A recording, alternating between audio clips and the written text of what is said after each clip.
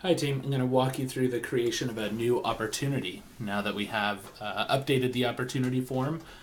You'll notice when we take a look at it in a second, it's much more condensed. There's less information that we're asking you to fill out, and we've organized it in a way that doesn't require you to move around a lot and is hopefully pretty logical. So let's start with creating a new opportunity. This is the new form, and we're going to skip over sales stages for now. We're just creating a new one, and we're going to go ahead and put in a name.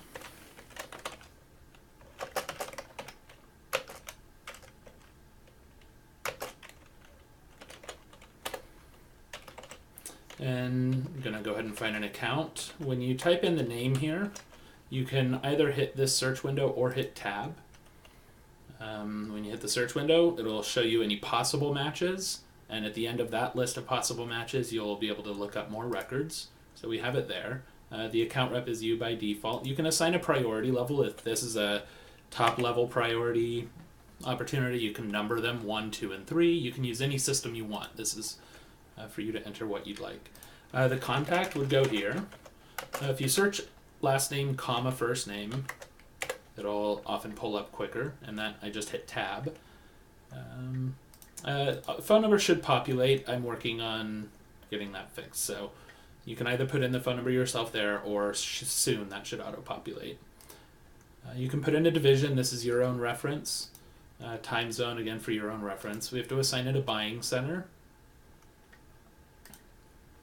And here's your notes field for you to, in your own words, outline the opportunity, what product, what any general information. So there were a few places where we were asking you to describe the opportunity before. That's now really just in this one section here.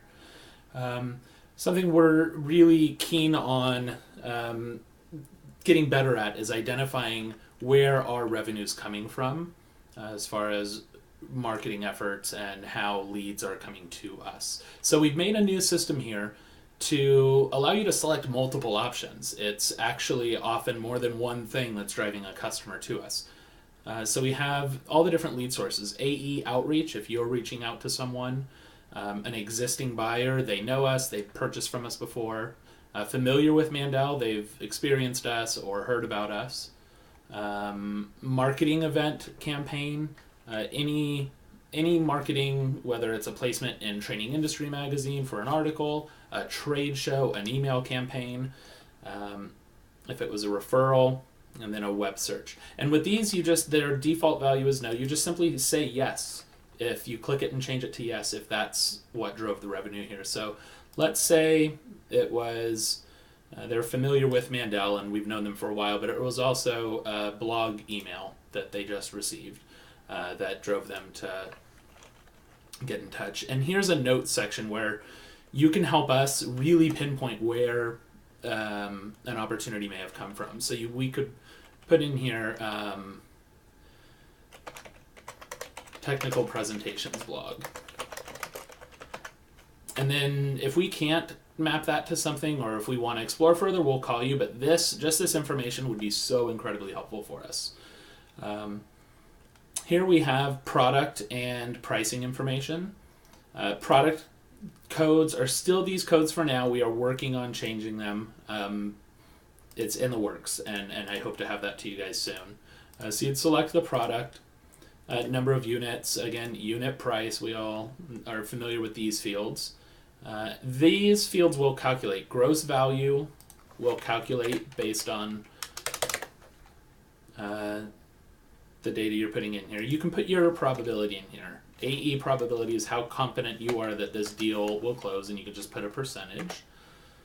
And an estimated SOW receipt date. As soon as you can ballpark when you think a deal will close, put a rough date in there. You don't have to be exact, but if you think it's going to be the end of Q1, just put a date there. It helps track down the road if something's past due or if we're still on target.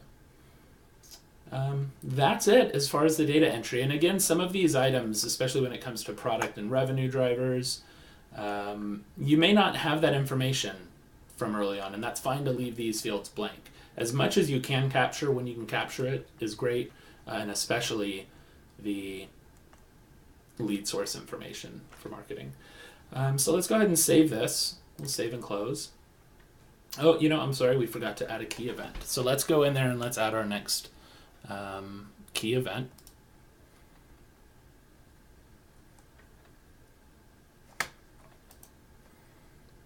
Okay, so the key events now will live in the very top section, the stage advanced section. The pick list has been drastically reduced. We now have phone call, email, deliverable, or get help.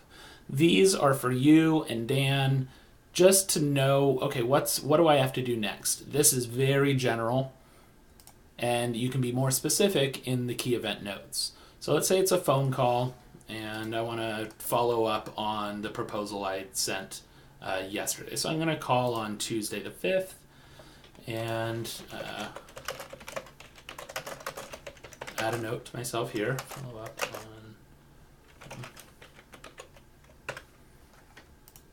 and then I'm going to save.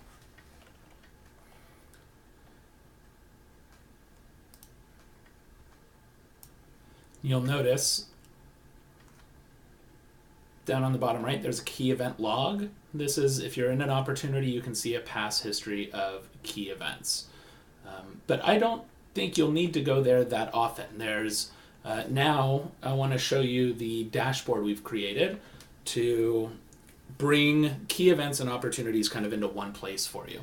So you should see, if you go to the main menu of CRM to AE and operations up here on the left, click on dashboards.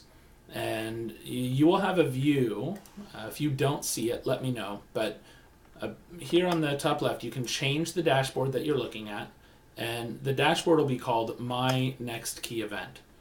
You will only have a few options to have to sort through. It won't be that full of stuff. Here is the key event dashboard. So when we enter those key events, they all log in the system, they all store. And here we have a centralized view where you can look at all of your key events independently of the opportunities they're associated with. You can sort them by the expected completion date.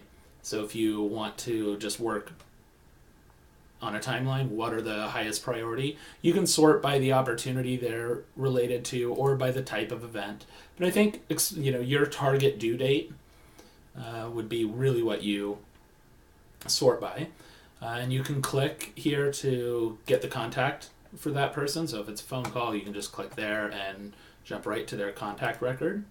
And if you want to crack open that opportunity, that's over here on the left. You can just click on that and get to the full opportunity to dive a little deeper.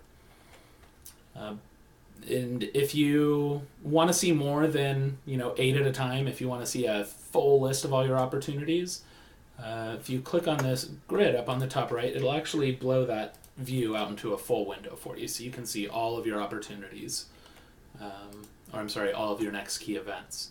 Then beneath this on the dashboard is My Open Opportunities. And this will show the main opportunity view that you're used to seeing.